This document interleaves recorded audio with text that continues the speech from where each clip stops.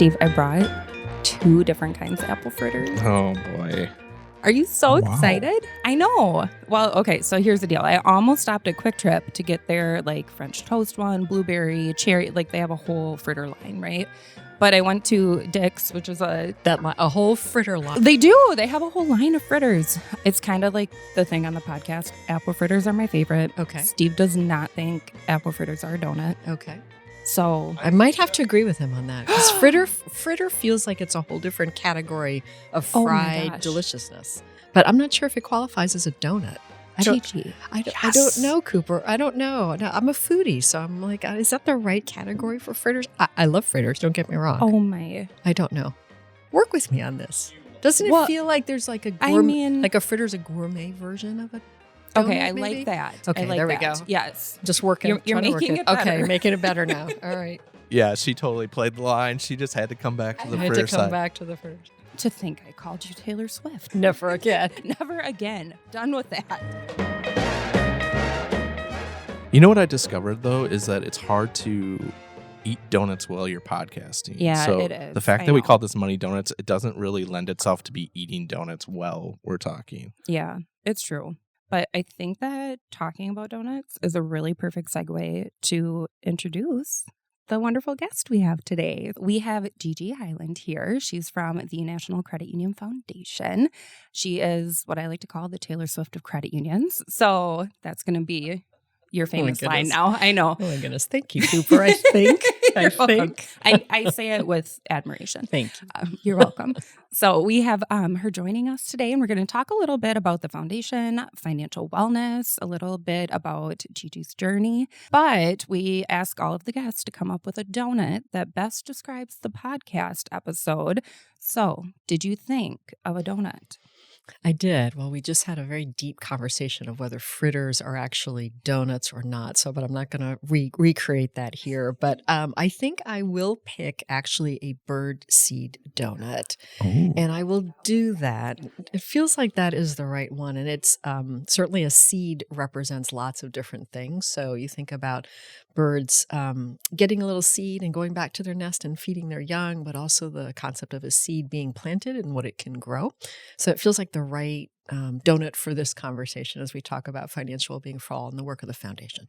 I love that. That's fantastic. So, birdseed donut. Gigi, do you want to tell us a little bit about you, kind of like how'd you end up in credit unions, and then a little about the foundation and kind of its purpose when it comes to this whole credit union movement?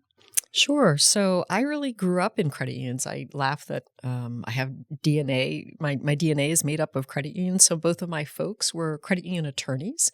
And so I grew up listening to credit union stories around the dinner table. Swore as a small child that I would never be involved with credit unions or be an attorney. And you can see how that turned out. So my, career just started out as an attorney and then worked for CUNA and did work for a large credit union up in New York, and then had the privilege of being appointed to the National Credit Union Administration Board, the federal regulator for credit unions, and then came here to the foundation. I've been here almost 10 years in August. So it's been a great, great journey, and credit union movement has lots of dear friends, lifelong friends in the movement. So it's really been a fabulous career. Yeah. That is awesome. Yeah. Very cool. Yeah. So foundation, Mm-hmm. What does it do? Why do we have a National Credit Union Foundation? How does it tie into the big picture of everything? Sure. Yeah. So the National Credit Union Foundation is an affiliate of CUNA, the Credit Union National Association, which, as you know, is one of the major trade associations for credit unions. And it was founded way back when, almost 40 years ago, really to help credit unions during disaster. So one of our main things that we do is help credit union employees and volunteers get back on their feet when disaster strikes. So they can go and open up the credit union and serve members who are equally affected by disaster. And over time, our mission really has shifted to a lot of community development in the context of really reinforcing what credit unions do so well in terms of people helping people. So one of our signature programs is our development education program, which helps credit union professionals really tap into their why and how their why connects to credit unions and the credit union mission. And then in addition to disaster relief and and understanding your why, this idea of financial well-being for all, which is really a modern restatement of people helping people, which credit unions really understand. But as you know from listening to radio or listening to podcasts, the term people helping people is really used almost by every industry now, and it's a little dissipated, I would say, in its meaning. And so as we think about financial well-being for all, it's really thinking about how do credit unions double down on what they are so good at, which is taking someone wherever they are in their financial journey and helping them to achieve their financial dreams. So that's the work that we do, those 3 areas of work. And it's unique and different from other entities within the credit union system. We work very closely with our league, State Credit Union Foundation partners. But at the national level, we have the ability to innovate, to do grants that are testing things that our state league partners can use. So it's a wonderful place to be. We also would be remiss if I didn't mention that we also have the privilege of honoring those who are modern day credit union pioneers. So we host the Herb Wagner Memorial Awards Dinner every February in conjunction with CUNA's big governmental affairs conference. And that's like a huge family reunion and celebration, the Academy Awards for Credit Unions. And it's really an honor to be able to host that and celebrate. I got to attend that this year I got to attend it virtually 1 year and for the first time in person. And I think the podcast listeners know, like, I'm a crier, and oh my gosh, I think I sobbed through the whole thing because I'm just so proud of what we do. And it's amazing to watch these people who you're like, oh my gosh, yeah, other people do have this passion, when you feel so passionately. It was amazing. So I wanted to go back to, you didn't want to be part of credit unions growing up. You didn't want to be a lawyer. What did you want to do growing up? What were So that I'm very affectionate towards birds. I'm a birder. So the first thing was to try to be a biologist, but chemistry just killed me. I couldn't get through chemistry. I relegated that to a hobby. And then I just, you think about strengths finders, you think about Myers-Briggs, you think about your strengths that you have. And the strength I have really is connecting with individual people and trying to bring out the best in them and then hooking them together to do something bigger. So that's wound up being the work that I do, not only through lawyering, but also through the advocacy work and through the philanthropic work that we do now. So do you have a fun bird fact you would like to share with everyone? A fun bird fact? Sure. Yeah. So most people don't realize. Let me back up. Migration happens twice a year. And you have all of these birds that, spend the winter in lovely Central and South America, nice and warm. And then they decide in late April to migrate up to North America and to Canada to breed. And most people don't realize that birds migrate at night. And they do so together. So it's not just all of the little warblers migrating or the little owls migrating. They all migrate all together. So you've got these flocks of birds that are all these mashup of all these different birds migrating probably between about 7 p.m. and 9 p.m. every night as they work their way north in April and then work their way south back in late September and October. Wow. Did you know that? Everything. How would I have known that? Because you know why the outlets are upside down. The time I had that question. Oh, goodness. That does remind me of credit unions, though, is that different flocks moving in the same direction, sometimes in dark. Yeah. You got it. That's good. Sometimes in darkness? What? Financial well-being's not always, it's not easy. Rosy. Yeah. It's not okay. always okay. easy. And sometimes we're there for our members in their darkest times. Yep. Very nice. That's me trying to relate. No, it was good. Well, and that's, we did a little episode kind of focused on how do you be financially well, yourself. And so we talked about that though, but financial wellness is, everyone's at a different spot, right? So even if you are starting in the dark, that's okay, right? Because you're successful in that moment. And so that was a good tie-in. It's very true. How about credit union stories that go above and beyond in your experience in your time? What are some of those things over the years that you're like, this is amazing. I can't believe I'm part of this. See some obvious, obviously anytime I think about different disasters where credit unions have come together and just done incredible things, those always are top of mind because you just don't know when disaster is going to happen. You don't know how bad it's going to be. And when people really rally to get back on their feet and help others, that there's just something very powerful of that and really, really reaffirming of who we are as a credit union system. So I think about Hurricanes Katrina and Rita that, devastated, obviously, the Gulf Coast and Louisiana, and how credit unions pulled together to make sure that people had access to cash as they had to be relocated to Houston and other parts of the country. That was incredible. I think about the wildfires in Santa Rosa and what Redwood Credit Union did, Brett Martinez, what he did to pull together that community and raise millions of dollars to be able to help that community get back on its feet after really devastating wildfires. And then, aside from that, I think of many of our Herb Wagner Memorial Awards winners who day by day do the work they do without expectation of accolades, without expectation of any recognition, and have been so incredibly impactful on making a difference in individual and families' lives. So I think of Clarence Hall from Mississippi, who was a huge activist in the civil rights movement and has had a credit union about the size of the table we happen to be sitting around, a tiny, tiny, tiny little credit union that was really geared to African-American farmers in Mississippi, those who were completely shut out of the banking system. And a credit union created essentially to provide economic opportunity for a very, very disadvantaged community, and the impact that he had with that, with helping individual farmers, and then that ripple effect of families being able to own land and to be able to grow and pass along generational wealth, things that, sometimes we assume just happen and that don't happen everywhere.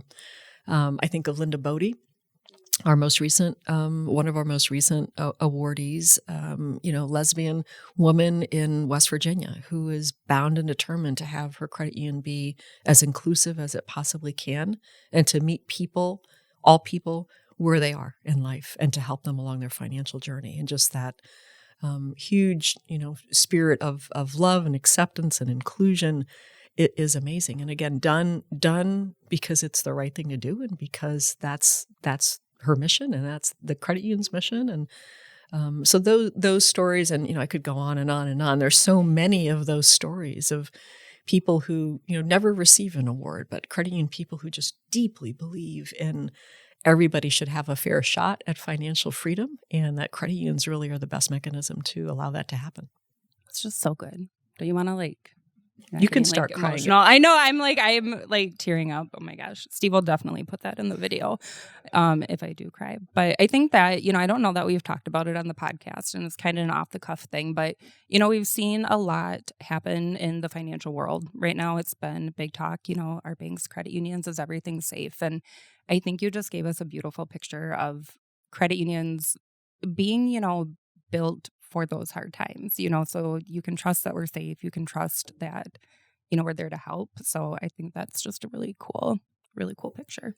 And you see that, for those of listeners who are numbers oriented or business oriented, it's not just sort of a kumbaya moment. It's you see that in the financials of credit unions. So when times are really good, credit unions build capital and they grow. And then when times are really bad, they use that capital to help their members thrive. And so you see this sort of up and down in capital of credit unions, and you can almost tie it directly to an economic cycle, because credit unions understand that when times are bad, they need to be there for members, and they need to leverage that capital to help people in need. So you really see that in the numbers, in addition to the actual actions that credit unions are taking. In your experience, you're surrounded by credit union people. Do you still run into people who don't know the difference between original financial institutions and credit unions? Oh, all the time. Don't we all, I would say? You talk to family members and they're like, what do you do again? Don't you work for a bank? Absolutely. No. Yeah. So, I think run into that all the time. I'll give you a great example. I have a lovely lady. She's from Vietnam originally. Her dream was to have her own nail salon and spa. And she made that happen, and she has that now. But she is, as a small business owner, really wrestling with, how do I make my money work for me? How do I make sure that I'm getting the best rate when I go to get a new car, whatever? And I just talked to her a few days ago and I said, have you thought about, Annie, have you thought about credit unions? Have you thought that you can belong to a credit union? She goes, no, I don't know anything about them. And so we had, so I was getting my nails done. We had a whole conversation about what's a credit union versus what's a bank and why should you look in it? How can you join? And so many people, I don't think of it as I can't be a member or it's not for me. So, and that's, as you know, that's really what the Your Money Further or what used to be known as Open Your Eyes is all about, is helping sort of break down those myths that people have of why they can't join a credit union or why they wouldn't want to join a credit union, and saying, yeah, you can, and explore it. Go look. That's really awesome. When I was on my flight this year to CUNA GAC, I was sitting next to this lovely woman flying out of Minneapolis, and she's like, oh, what are you traveling for? We're making small talk. I said, oh, I'm headed down to Washington, D.C. I work for Royal Credit Union. And she goes, oh, I'm a credit union member. I said, that's fantastic. And, we had a really good conversation because she was like, wait, what are you doing in D.C. for credit unions? And so I talked about how we're all coming together. We're advocating on behalf of her, as a member. And it was just a really cool conversation to see her eyes kind of light up and be like, oh, okay, being a member is special. Like, that has a lot of benefits. So I love that you are having that conversation at the nail salon. Those one-offs are just, they're amazing. They're impactful. I was thinking about members who might be listening and thinking about the National Credit Union Foundation and trying to imagine, if I was a listener and I was less familiar with it all, like, what would be some tangible results of the foundation's impact on credit unions? So, like, what's in it for me as a member type of conversation, I guess. That's a great question. First of all, at the National Credit Union Foundation, we don't deal directly with members. So we don't deal directly with consumers. So there's not a direct correlation necessarily. There's more of an indirect correlation, and that is things like, as a foundation, we do grants. Royal Credit Union was a recipient of a grant that we did that was designed to measure the impact of Royal's amazing financial wellness program with incarcerated individuals to try to help them understand their finances so that when they were released from incarceration, they could essentially create a financial life that would support them in their new life. And testing that impact of that program, measuring it, quantifying it, ultimately helps consumers. It certainly helps those who were previously incarcerated to have a better life financially. But it also helps, I think, reinforce to consumers or members of Royal and other credit unions, how do credit unions use their philanthropy and their resources in order to better the community, which ultimately benefits everybody in the community.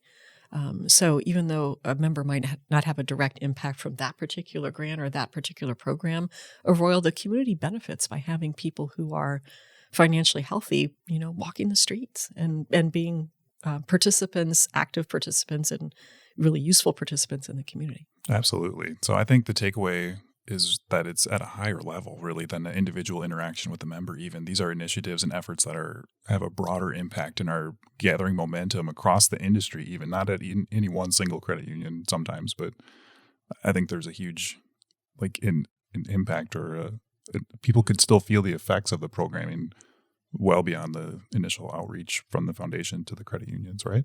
I think so. Yeah, I think so. And I think what's really cool about our system is that at the national level, we're able to work to try these sort of innovative grants and things. And then we work really closely with our state partners who also have foundations that can then either replicate that or can bring that to greater scale within their local state or their local region, which has a huge impact on consumers, because then you have more credit unions doing that good thing that we know has been proven at the national level, and then replicating that so it really does have that ripple effect throughout the nation and ultimately affects consumers. So we talk about financial well-being, but why is financial well-being? Why is this topic part of the credit union movement? Where did this come from? Why did the foundation get behind it? And where do you see it going? I'll take us all the way back to the Great Recession, 2008 to 2012-ish. And in 2013, the Federal Reserve started doing a survey of household economics and decision-making. I love the acronym. The acronym is the SHED report. So behind the woodshed, the SHED report. And the SHED report was designed to see how are consumers, how are Americans, people living in this country, doing with their finances after the Great Recession. And in the 2014 report, which was the first report they issued, they showed that about 50% of us couldn't come up with $400 in the case of an emergency. And by now, that $400 figure is almost, it's gone viral, shall we say. And I read that report and I just sort of did a double take. I said, well, is that, who are those people? Who are those credit union members? Who are they? And so that piqued our curiosity at the foundation to then kind of test and see what does that mean. And so we worked with a group called the Financial Health Network out of Chicago that does measurement, does surveys of folks to see what their financial health is like. And we did a survey in 2016 with large credit unions across the nation. We had about 28,000 members and employees respond. And sure enough, the statistics were exactly the same. So it wasn't just kind of those people over there. It was credit union members, it's credit union employees. And so that really set us on a journey to think about, if we're all about people helping people, what does that mean after this Great Recession? What does that mean going forward? And what it really means is that we exist to really help people achieve the financial life that they want to achieve. We want them to sleep at night and not have to worry if they're going to be able to buy the groceries or pay the electricity bill. We want to make sure that if they have a dream to send their kids to college, they can. Whatever their dream, or buy a motorcycle, whatever their dream is, that they can achieve that in a way that sustains financial wellness. And so that really started us on this journey of talking to credit unions, of bringing system partners together, bringing credit unions together, and really looking to see what credit unions are doing. And I think what's different about this from maybe other efforts that have happened in the credit union system is this is very data-driven. So I go back to this. It feels right because it's part of credit union's DNA. This is what we've done throughout history. But it also can be very quantifiable. With the amazing technology we have these days, we're really able to see into a member's financial life, not in a creepy way, but in a, what's a member really doing with his or her, their finances? And is that supporting his or her, their financial well-being? And how do we move forward with that? And what I'll say about history is if we go all the way back to the first credit union in the United States, St. Mary's Bank, it was really formed because you had all of these French-Canadian immigrants that were working in the mills in Manchester, New Hampshire, and they couldn't get credit other than from a loan shark who would stand outside the mill and wait on a Friday and say, I know you can't pay your rent, and I'll loan you $2 to $3 to $4 at an exorbitant rate, and you'll have to pay it back next week when you get your next paycheck. And there was no out of that circle. And so as a result, St. Mary's Bank was formed by the Catholic parish there. The priest was like, I'm really tired of my parishioners coming to me and saying I can't get ahead in life. And the credit union was formed to meet that need to improve the financial health and well-being of that particular field of membership, those parishioners. And it is no different now, 100 plus years later. It's the same need. It's just, we've got technology, we've got, AI, we've got a whole bunch of things that we can apply to help people really achieve whatever their financial dreams are. So that's why we're into it. It was really the curiosity of, really? 50% of us can't come up with $400? That's really what sparked this journey and this work that the foundation is doing. Yeah. And pushing credit unions to do. Yeah, I love that. We, at the convention, they just had a really good speaker about kind of data analytics and how can we actually use that to leverage, what we're doing. It was really interesting to see, how can we look at those outgoing deposits or where members are making payments. Well, if they're always making payments to, all these other credit card companies, is it because they have the debt? Can we help them refinance? Or can we offer those smaller dollar loans to, help break down those interest costs that they have? And so it's really interesting to see how you can use that to ultimately achieve that credit union mission. So it's interesting because it's a pairing, I think, of what you can see in your own data. And then it's also, and it sounds so ridiculously simple, but it's also asking the members, what do they want? What worries them? What keeps them up at night? Where do they want to see their finances go? And how can we help them be on that road? obviously they have to commit to that, and that's sometimes the hardest thing. But it also, when you ask, it's amazing how people become more accountable because they identify the monster, quote unquote, under the bed, and then they want to do something about it. I mean, that's the perfect "what's in it for me" takeaway right there, right? Yeah. Like, it's a two-way street. You got to be invested too, and then once you bring that to your credit union like Royal, you could really benefit from it. So I like it. Well, that's where we have Royal has them. Most credit unions do now have those certified credit union financial counselors, and that's what they're there for. They're there to come in, tell us where you want to be. Let's get there together. So it's step into your credit union. That's my I think the other piece of it is that and Royal does this so well. You do it with dignity because I think of my grandmother who was from Puerto Rico, and she's very Catholic and very proper, and she always would tell me, you never talk about politics, sex, or religion. You never in polite company. And what she never added was money. You never talk about money either, because money is for most people incredibly shameful to talk about. And so to be able to have that conversation of, have I gotten myself into trouble with credit card debt? Or I did get a payday loan. Now I don't know how to get out of it. Or I just don't know. I have a dream, but I just don't know. And I don't even know the questions to ask because money's really hard. Royal does a great job, and so many credit unions do a great job of just making it simple and also bringing dignity to the conversation without making people feel like they're judged or that they should be ashamed of not knowing or making the wrong decision. And I think that's a huge piece of it, because who wants to talk about something if you're going to be like, how could you do that, you idiot? Right. That's not a good way to start a conversation. Right. Yep. Right. It goes back to the people helping people philosophy. I share on the podcast a lot, like my financial mistakes. Like, as team members, as employees, we've been there too.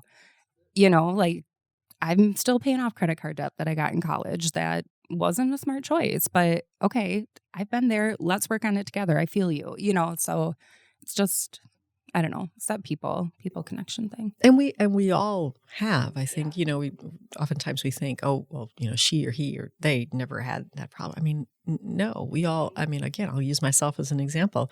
I'm at a place in my life where, I'm financially secure, but I also have an aging parent.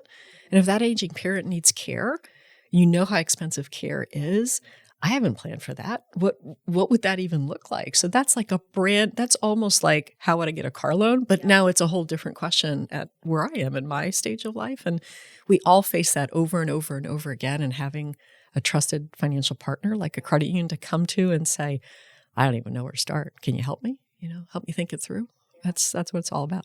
That's a really good example, and probably something not a lot of people are thinking about. So I hope we sparked something there. What are some of the favorite things that you see credit unions doing to help financial well-being? Lots of certified financial coaches and counselors on staff in all departments, not just member-facing, which maybe seems not a little bit counterintuitive. So having even somebody from IT, having somebody from the CFO's office, having people understand what the money issues are, and also paired with the empathy of understanding where a person is in their financial life without judgment.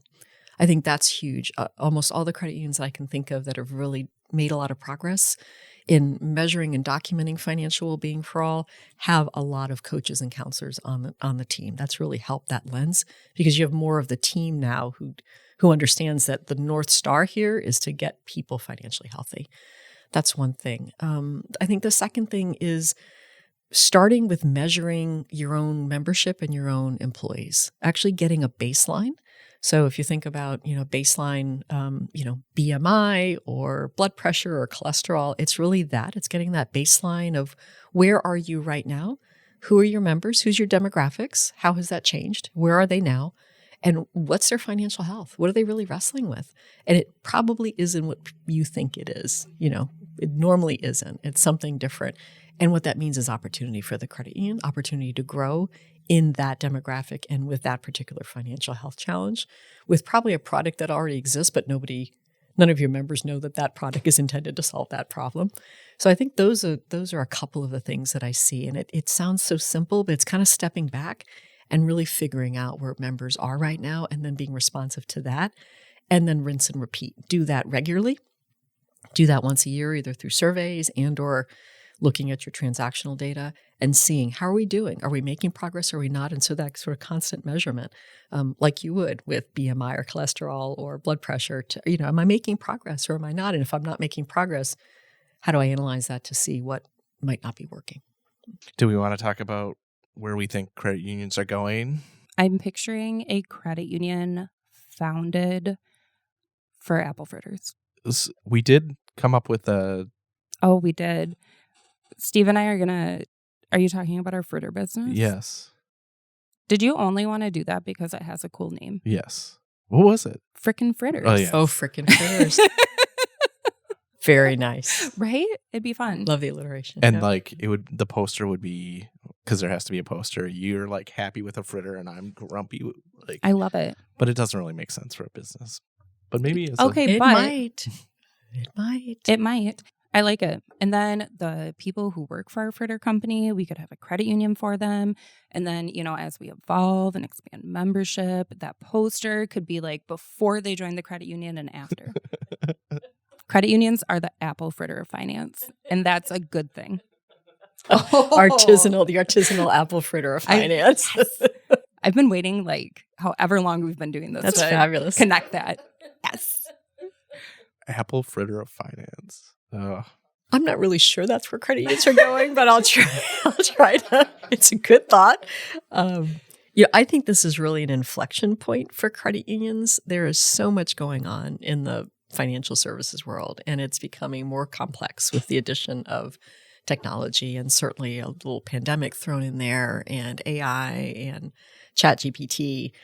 I think this is an opportunity for credit unions to embrace who they are and what their mission is and what their DNA says they do really, really well, and to triple down on that and to leverage the heck out of technology to do it, but we're still in a human service business, and not to lose the sight of that people still need the help with where do I go and how do I do this with my finances?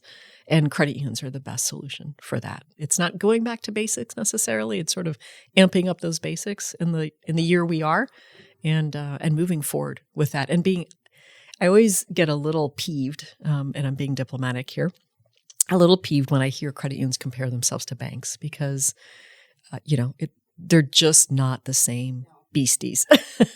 They're just not. It's a completely different organization, completely different entity. Yes, they serve the commodity of banking, but it's as different as an apple fritter is from a donut. So credit unions really need to embrace who they are as in that model and run with it and be unabashedly proud of it. Why do you think they do compare themselves to banks, though? I think it's others because it's really simple to do. If you're a really stressed out legislator or you're a stressed out sometimes regulator, it's just easy because, the banks are big, the metrics are right there, and it feels very easy. There's a system there. So it takes more time to really understand this is a cooperative financial services provider that was chartered specifically in the Great Depression at the federal level because banks weren't doing what they were supposed to do. And that mission hasn't changed. And the charter is different for a reason. And therefore, how we do what we do is different for a reason. And the reason we have a tax exemption is because of who we are and what we do. So it's not forgetting that. So I always want to tap into history because that history grounds us in what we can do running fast and furious towards the future. It's not meant to hold us back and stay fuddy-duddy or to stay stale, or you're looking back at history going like, those were the good old days. On the contrary, that grounds us in our purpose, and that purpose is more important now than it ever has been. I feel like we can't follow that with Mic drop. Like that was just, we're done. We gotta go home. We gotta go home. Listen. We must have a donut now. Right? Yeah. Now Or we'll a have a fritter. donut. Steve, are you going to ask me my favorite question? Cooper, Steve, if people like money donuts, what should they do? they should give us a 5-star rating on whatever platform they can rate us on, and look at the YouTube channel to watch the videos because they're fun. See my beautiful face. To yes. see your face. Yep. And then subscribe wherever you like to listen to your podcasts. So that way you get notified when we have episodes like this. And thank you so much. It's been such a joy to spend some time Yes. with Thank Yeah. you. Thank you. Yes, thank you for coming.